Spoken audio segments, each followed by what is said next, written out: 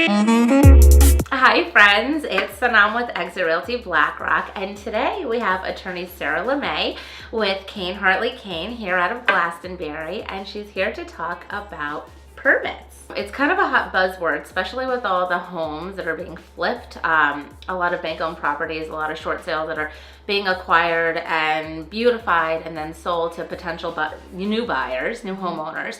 And sometimes permits haven't been pulled. And so what we're finding is this can actually be an issue when it comes to the appraisal. It can actually slow down the whole sales cycle of a purchase, and sometimes deals fall apart because the delay is so long in getting the whole permits resolved. So my suggestion for a seller is to pull all your permits and close all your permits. But I wanted Sarah to kind of dive a little bit deeper into why somebody should really take care of those permits.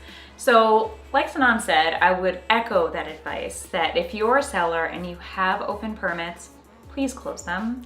From an attorney's perspective, once we get the file from the agent and everything's ready to go from the contract side, when we get that and we find out there are open permits, it can really slow things down. I mean, we have had many deals fall apart because people haven't closed the permits. The buyer doesn't want to take on a home with open permits. It can be a big mess. And it can be a very big fight. So if you want to avoid the fight, just close your permits. You just go to town hall, you talk to them, they come out, they inspect. If everything is the way it should be, they'll close it out. That's really the best and easiest way to do it. There is a new law that was passed in March of 2017 that has grandfathered in a lot of permits. So from now on, since March 2017, when you open a permit, if after 9 years from the date of it being opened, it has not been closed, it will automatically be closed out. So you don't have to worry about it. That being said, if you're aware that you have one of these permits, close it out. Again, I can't say it enough. People will fight about it because it is a relatively new law. Some people aren't really up to date on it yet, and some people don't necessarily care that it's a law. They want their permits closed and they want proof that it's closed. This grandfathering law doesn't apply to every single home that's out there that people can do repairs to or to do upgrades to. I didn't realize that. No, it only applies to 1 and 2 family home dwellings, and any structure that's on that property of the 1 and 2 family home dwelling. So we're talking about sheds. Talking about tennis courts, things of that nature. So things that you don't live in, but that are on your property, and it's a 1 or 2 family residential dwelling. Now, Attorney Lemay, what about something that may have been added to the property 10 years ago, but no permits were ever pulled? What happens in that case? Should you have pulled a permit? Absolutely. At that point, you're probably going to have to go through something with town hall, because it's one thing to have a permit pulled, grandfathered in, and closed automatically by the town.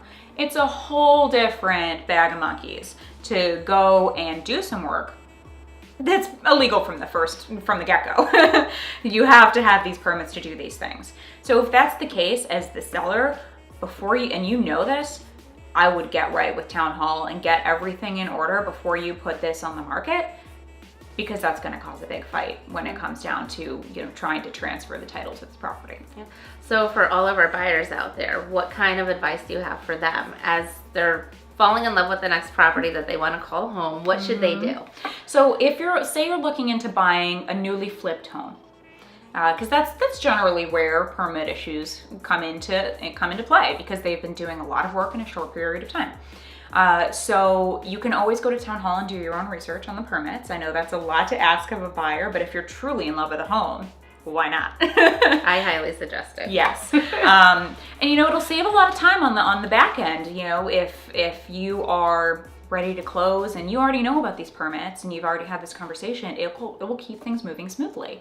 You need to be, like anything else you're purchasing, be an informed consumer. So if you have concerns, go to town hall, pull the permits. It's really, really easy. It's almost all computerized. The town clerks are great. They'll help you out. You can always ask questions of the seller's agent. There's no reason you can't do that. You can submit questions to the agent to have the seller answer for you.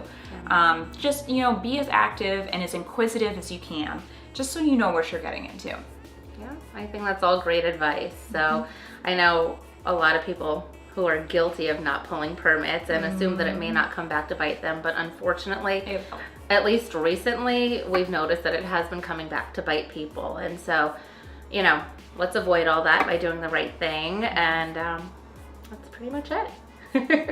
Thank you for watching. We'll see you next time. Bye.